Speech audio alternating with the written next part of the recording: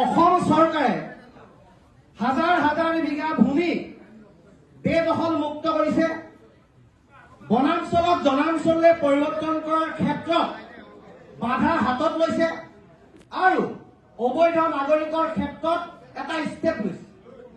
তাৰ কাৰণে উজনি অসমৰ কিছুমান প্ৰান্তত শংকা আহিছে, সংশয় আহিছে আৰু শংকা সংশয়ৰ মাজত অত্যুক্তি কিছুমান কথা কোৱাৰ কাৰণে জনগোষ্ঠীয় সংকীৰ্ণ চিন্তা চেতনৰ পৰা আঁতৰি সাম্প্ৰদায়িক দৃষ্টিকোণেৰে কোনোবাই কথাখিনি চাইছে, নোচোৱা নহয়। সেইকাৰণে এই সভাখন দিয়া হৈছে যাতে শান্তি সম্প্ৰীতি অটুট থাকে। কিন্তু এই সভাখনৰ পৰা এটা বাৰ্তা যাব লাগিব, স্পষ্ট বাৰ্তা। প্ৰথম কথা যে হাজাৰ হাজাৰ বিঘা মাটিত যি অবৈধ বেদখল চলি আছে, উচ্ছেদক পূৰ্ণ সমৰ্থন খিলঞ্জীয়া ধলগিৰি ৰাইজে দিছে আৰু দি যাব, সেইটো এটা স্পষ্ট কথা। দ্বিতীয় কথা যে বনাঞ্চলক জনাঞ্চললৈ পৰিৱৰ্তন কৰি যিটো বায়'ডাইভাৰ্চিটি চেঞ্জৰ যিটো কাম কৰিছে তাৰ বিৰুদ্ধে খিলঞ্জীয়া ধলগিৰি ৰাইজে একত্ৰিত হৈছে, চৰকাৰ সমৰ্থন জনাইছে। কিন্তু যিখন চৰকাৰে গৰিয়া মৰিয়া দেখি জোলা চয়ত এইকেইটা জনগোষ্ঠীয় মৰ্যাদা দিয়াৰ পাছত যিখন অসমত এই ইছলাম ধৰ্মী লোকসকলে শৰাইঘাটৰ যুদ্ধত লাচিত বৰফুকনৰ লগত লাগি নিজৰে ইছলাম ধৰ্মৰ মানুহৰ এগেইনষ্টত যুঁজ দিছিল, তেখেতলোকৰ যিটো ত্যাগ, তেখেতলোকৰ যিটো তেজৰ ত্যাগৰ নমুনা তাক আমি অস্বীকাৰ কৰিব নোৱাৰো।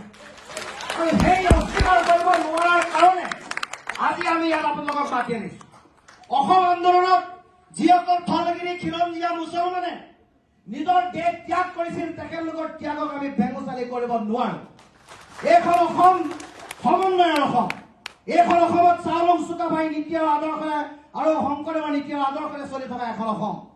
এইখন অসমত তামুলী, ৰাজকুমাৰ, শইকীয়া, হাজৰিকা, বৰা এই উপাধি স্বৰ্গদেউসকলে দিয়া উপাধি। অৰ্থাৎ এই উপাধিৰ পৰা এটা কথা স্পষ্ট বাৰ্তা দিব লাগে যে এই উপাধিবিলাকে কয় যে এইখিনি মানুহ ধলগিৰি খিলঞ্জীয়া। এখেতলোকৰ লগত লৈ প্ৰশ্নবোধক চিন উদয় হ'ব নালাগে। প্ৰশ্নবোধক চিন তাত উদয় হ'ল যেতিয়া ইউনিছ তামুলীয়ে জেঙনিকেইটাত ক'লে যে অবৈধ নাগৰিক হ'লেও ইয়াত থাকিব পাৰিব, আপোনালোকৰ খেদাৰ অধিকাৰ নাই। প্ৰশ্নটো তাত আহিল যে ইউনিছ তামুলীয়ে কিয় এই কথাষাৰ ক'লে। সেই কথাষাৰ কোৱাৰ কাৰণে এটা প্ৰত্যুত্তৰ হ'ল, কথাবিলাক বেলেগ এফালে গতি কৰিলে। সেইকাৰণে আমি ইয়াত কৈছো যে ইউনিছ তামুলী শিৱসাগৰৰ অভিভাৱক নহয়, XYZ কোনোবা শিৱসাগৰৰ অভিভাৱক নহয়। অসমৰ অভিভাৱক অসমীয়া ৰাইজ, ধলগিৰি খিলঞ্জীয়া ৰাইজ।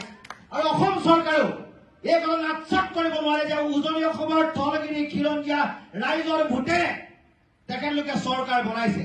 গতিকে ধলগিৰি খিলঞ্জীয়া ৰাইজৰ মনত অহা বিদ্বেষ, ধলগিৰি মানুহৰ মনত অহা সন্দেহ, অৱকাশ দূৰ কৰা দায়িত্ব চৰকাৰ। এই কথাটোৰ কাৰণে আমি ইয়াত কৈছো যে কোনোবাই সেই কথা কওক, আমি কিয় সম্প্ৰীতি এৰি দিম, আমি কিয় সমন্বয় এৰি দিম। মই ভাবো যে শিৱসাগৰৰ ধলগিৰি খিলঞ্জীয়া মুছলমান গোলামী নহয়। যদি গোলামী হ'লহেঁতেন যে ঐতিহাসিক দেৱী দলৰ মাৰ ওচৰত অৰ্পিত প্ৰসাদ, যিটো প্ৰসাদৰ ৰঙা ফুট লগা হয়, বলি ছাগলী মুছলমানৰ ঘৰলৈ দিওঁতে আন্তৰিকতাৰে গ্ৰহণ কৰে। মই শিৱদৌলৰ ছেক্ৰেটাৰী হিচাপে কৈছো সেইটো সম্প্ৰীতি।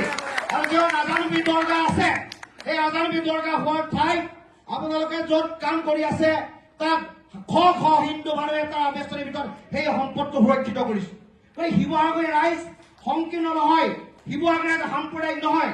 শিৱসাগৰীয়া ৰাইজে এই কথাবোৰত বিশ্বাস নকৰে। কিন্তু এখিনি মানুহে যদি সন্দেহযুক্ত মানুহৰ ঘৰত যদি স্থান দিছে, সেইটো জাতিটোৰ কাৰণে দুৰ্ভাগ্যজনক কথা।